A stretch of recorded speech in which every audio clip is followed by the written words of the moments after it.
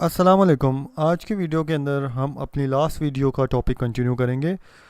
जो हमारे पास टॉपिक था that was inductive versus inductive research, और ये वाला सेशन जो है वो हमारा सेशन 1 के आगे जो है कंटिन्यूटी है। हमने पिछली दफ़ा जो है पढ़ा था यहाँ तक कि हमारे पास स्ट्रक्चर क्या होता है और साइज़ ऑफ सैंपल क्या होता है। तो आगे जब हम बात करते हैं तो हमारे पास आ जाती है कि आपके पास इंडक्टिव वर्सेस डिडक्टिव रिसर्च के अंदर स्क्रूनिटी का क्या मकसद है।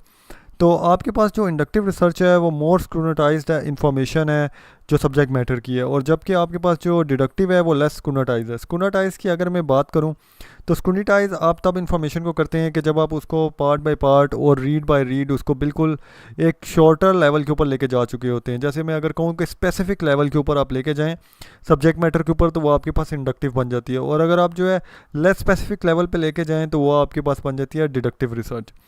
इसी तरीके से अगर हम टाइम फैक्टर की बात करें तो आपके पास इंडक्टिव रिसर्च के लिए आपके पास अबंडेंस ऑफ टाइम होता है, और आपके पास ज़्यादा टाइम इस वजह से होता है कि आप इंटरव्यू आसानी से कंडक्ट कर सकते हैं, तो आप इन डेप्थ एनालिसिस कर सकते हैं। तो आपके पास टाइम फैक्टर की वजह से आपके जो इंडक्टिव रिसर्च है वो इन डेप्थ होती है, जबकि डिडक्टिव रिसर्च है उसके अंदर आपके पास हमेशा शॉर्टेज ऑफ टाइम होता है। और डिडक्टिव रिसर्च हम तभी करते हैं जब हमारे पास टाइम बहुत शॉर्ट हो और हमने ओवरऑल एक सब्जेक्ट मैटर को देखना हो, और हमने उसका कोई डाटा लेके उसकी कोई जो है प्रूफ उसको प्रोवाइड करना हो। इसमें एक और भी चीज़ जो है कि आपके पास जो डाटा होता है वो इंडक्टिव के अंदर आपके पास कम होता है, जबकि डिडक्टिव के अंदर लार्ज होता है। तो लार्ज डाटा के ऊपर जो है आपका जो डेप्थ एनालिसिस होगा वो भी लार्ज होगा, जबकि आपके पास अगर स्मॉल डाटा होगा तो स्मॉल डाटा के ऊपर आपका जो डेप्थ एनालिसिस होगा वो आपके पास ग्रेटर स्केल के ऊपर होगा।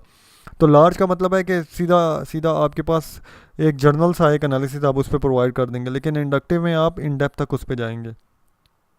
अब जब थ्योरी की बात करते हैं तो इंडक्टिव के अंदर आप एक न्यू थ्योरी बिल्डअप करते हैं, जैसा कि हमने इंडक्टिव रिसर्च में थोड़ी बहुत मैंने आपको चीज़ें बताई हैं कि आप उसके अंदर जो है बेसिकली आप एक न्यू थ्योरी टेस्ट करेंगे, आप अपनी थीम्स बनाएंगे, आप अपनी मेथोडोलॉजी यूज़ करेंगे, उसकी बेसिस पे आप न्यू कंक्लूजन और न्यू थ्योरी अपनी बताएंगे कि मैंने ये कंक्लूजन निकाली है, इसकी बेस पे ये चीज़ होगी।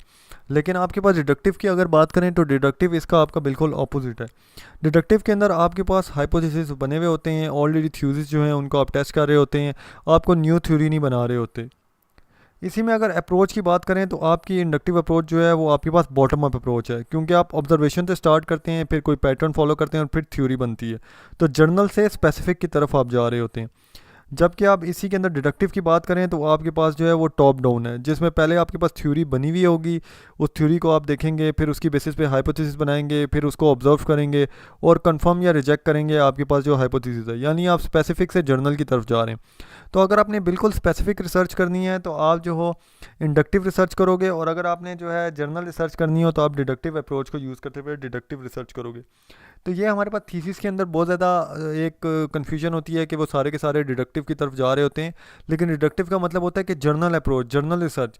जो जर्नल रिसर्च जो होती है वो एक एक हायर लेवल के ऊपर जाके ख़त्म हो जाती है, कोई इन डेप्थ एनालिसिस प्रोवाइड नहीं करती। तो हमें ये चाहिए कि हम ज़्यादा से ज़्यादा इंडक्टिव रिसर्च की तरफ जाएं, ताकि एक नेचुरल सेटिंग्स के अंदर जो है हम अपने जो रिसर्च है उसको हम प्लेस कर सकें।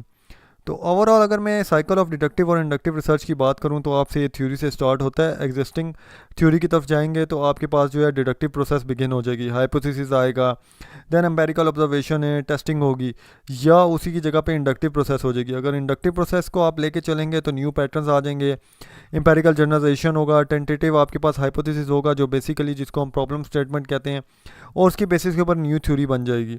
तो अगर आपने इंडक्टिव से दोबारा डिडक्टिव की तरफ जाना है तो आप स्पेसिफिक से जर्नल की तरफ जाएंगे, और जर्नल से अगर आपने दोबारा जाना है स्पेसिफिक की तरफ तो आपके पास इंडक्टिव अप्रोच बन जाती है। तो ये डिपेंड करता है कि आपका रिसर्च क्वेश्चन किस चीज़ के ऊपर बेस कर रहा है, और वो आपको जो है किस तरीके से इंडक्टिव के ऊपर अप्लाई करना है या आपने उसे डिडक्टिव पे अप्लाई करना है। ये चीज़ भी अपने जहन में रखें कि सारे रिसर्च क्वेश्चन और सारे प्रॉब्लम स्टेटमेंट जो हैं वो इंडक्टिव या डिडक्टिव के नहीं होते। आपको स्पेसिफिकली अपनी नेचुरल सेटिंग्स और अपने जो है रिसर्च एरिया उसको देखना पड़ता है। हर जगह पे एक थ्योरी इंप्लीमेंट नहीं होगी, और यही हमें समझने की ज़रूरत पड़ती है जब हम इंडक्टिव या डिडक्टिव रिसर्च को कंडक्ट कर रहे होते हैं।